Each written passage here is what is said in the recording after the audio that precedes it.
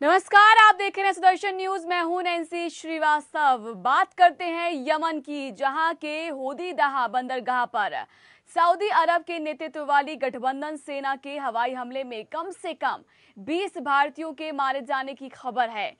खबर के मुताबिक ये हमला होदीदाह बंदरगाह के करीब अल खोखा में हौती विद्रोहियों और उसके सहयोगियों पर किया गया था। प्रत्यक्षदर्शियों और स्थानीय लोगों के मुताबिक हमले में 2 नावें पूरी तरह से ध्वस्त भी हो गई हैं।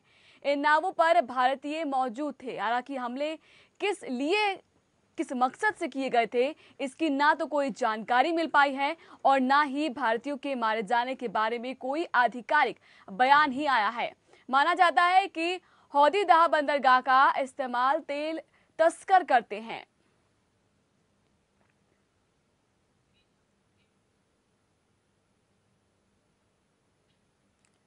तो यमन में हवाई हमले में मारे गए भारतीय, खबर के आधिकारिक पुष्टि हालांकि नहीं हुई है, लेकिन खबर के मुताबिक 20 भारतीय मारे जा चुके हैं। 20 भारतीय मारे जाने की खबर है। यमन में हवाई हमले में मारे गए हैं ये भारतीय। आगे बढ़ रहे हैं। होमगार्ड का डीजी बनाए जाने के बावजूद मुंबई पुलिस कमिश्नर राकेश मारिया भले ही शीना बोरा मर्डर केस की जांच देखते रहेंगे, लेकिन खबर है कि वो कमिश्नर के पद से हटाए जाने से नाराज हैं। सूत्रों की माने तो राकेश मारिया अपने पद से इस्तीफा दे सकते हैं। दरअसल उन्हें मुंबई पुलिस कमिश्नर पद से हटाकर डीजी होमगार्ड बना दिया गया है और उनकी जगह अहमद जावेद को मुंबई का नया कमिश्नर बनाया गया है। उन्होंने अपना पद संभाल लिया है। 1981 बैच के आईपीएस जावेद अभी तक डीजी होमगार्ड थे। बतौर कमिश्नर राकेश मारिया का कार्यकाल 30 सितंबर तक था। ऐसे में कुछ दिन पहले प्रमोट करके पद से उनको हटाने को लेकर सवाल अब खड़े हो चुके हैं।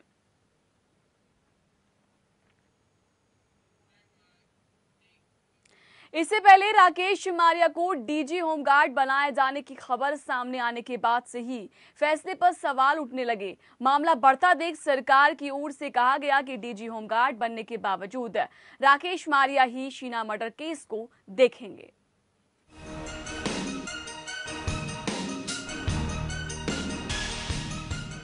शीना मर्डर केस में आए दिन जी जान लगाकर खुलासा करने वाली मुंबई पुलिस की रफ्तार पर कुछ वक्त के लिए ब्रेक लग सकता है, क्योंकि मुंबई पुलिस कमिश्नर राकेश मारिया को उनके पद से हटाकर उन्हें होमगार्ड का पुलिस महानिदेशक बना दिया गया है।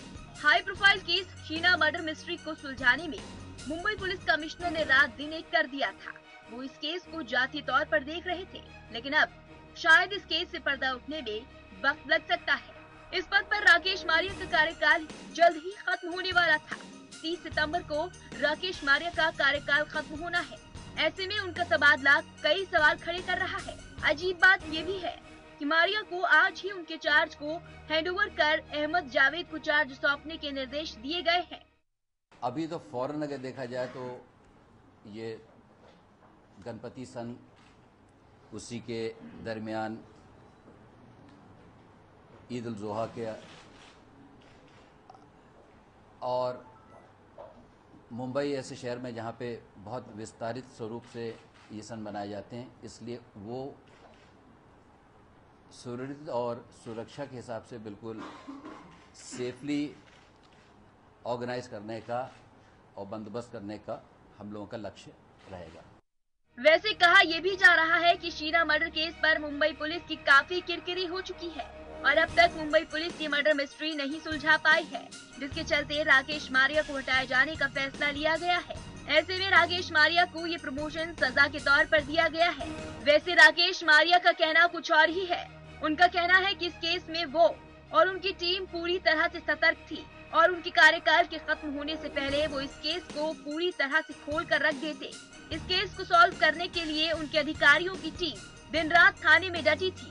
अब वजह चाहे जो भी रही हो, लेकिन राकेश मारिया के तबादले ने कई सवालों को जन्म जरूर दे दिया है।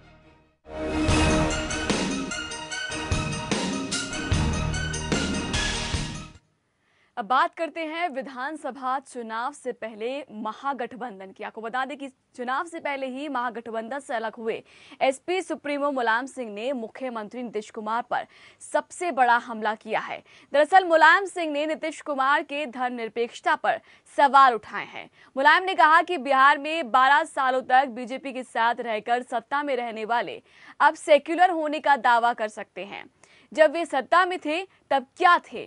उन्होंने कहा कि हमने सेक्युलर की लड़ाई लड़ी है, लेकिन वो हमारी धर्मनिरपेक्षता पर सवाल उठाते हैं। गौरतलब है कि बिहार चुनाव में सीट बंटवारे को लेकर एसपी ने महागठबंधन से अगर अलग होकर राज्य में अकेले ही सभी सीटों पर चुनाव लड़ने का फैसला किया है।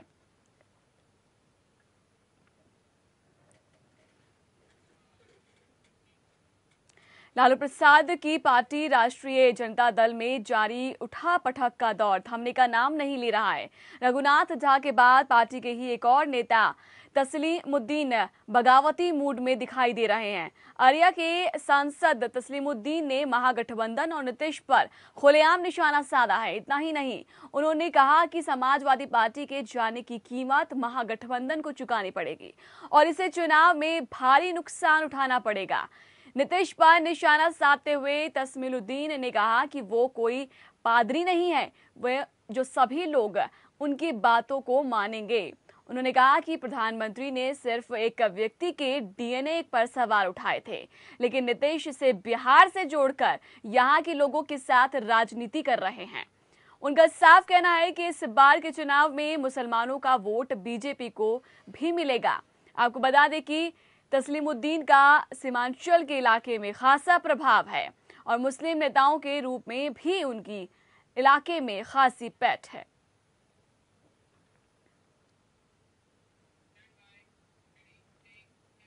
बिहार विधानसभा चुनावों से पहले एसपी के महागठबंधन से बाहर निकलने के बाद अब एनडीए में भी दरार दिखाई देने लगी है।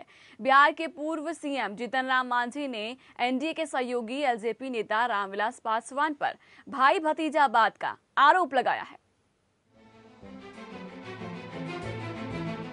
बिहार विधानसभा चुनावों में सीट बंटवारे को लेकर एनडीए के घटक दलों के बीच घमासान मचा है। बिहार के पूर्व मुख्यमंत्री और हम के राष्ट्रीय अध्यक्ष जीतन राम मांझी ने कल रामविलास पासवान पर हमला बोला है। मांझी ने पासवान पर भाई भतीजावाद का आरोप लगाया है। मांझी के मुताबिक एलजेपी में पार्टी के सभी वरिष्ठ पदों पर पिता पुत्र और उनके रिश्तेदार बैठे हैं। मांझी ने पासवान को ये भी चुनौती दी है कि वे उन्हें छोटा समझने की भूल न करें। नीतीश कुमार ने शेड्यूल कास्ट को तोड़ करके रखा था और उसमें रामविलास पासवान जी भी कहीं न कहीं कमी है, जिसके चलते आज पासवान भी मेरे साथ हैं और पासवान और महादलित को मिला करके हमें एक तरफ चलने की बात की है। कहाँ में थे वो रामविलास जी? अपने समय काल में वो मिलवा लेते जरा सबको। आज क्यों दुसाध को किया गया था अंत्यज?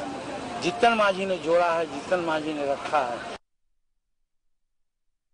उनका कौन है?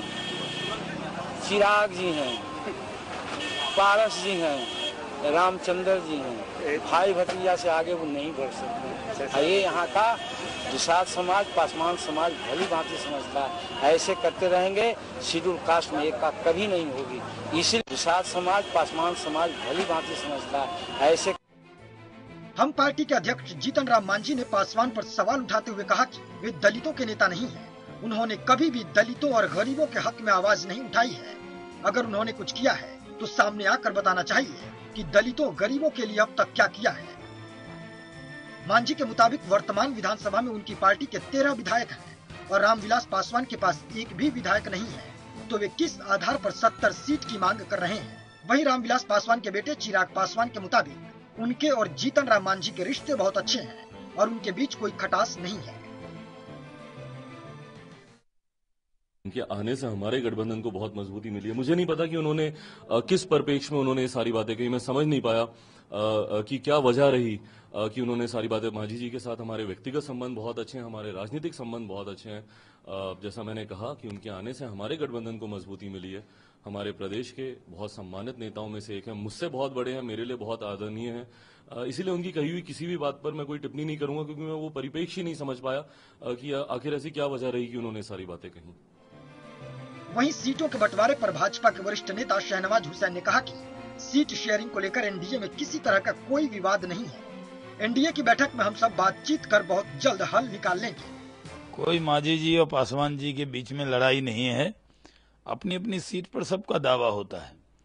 कुछ सीटों पर बीजेपी का दावा है, उसी सीट पर मांझी जी का भी दावा है, उसी सीट पे पासवान जी का दावा है, उसी सीट पे रालोसपा का दावा है।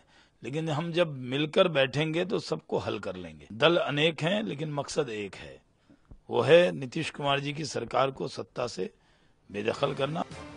बहरहाल बीजेपी के इन दावों में कितनी सच्चाई है, एनडीए की सीट बंटवारे के बाद इस बात का पता जल्दी ही चल जाएगा।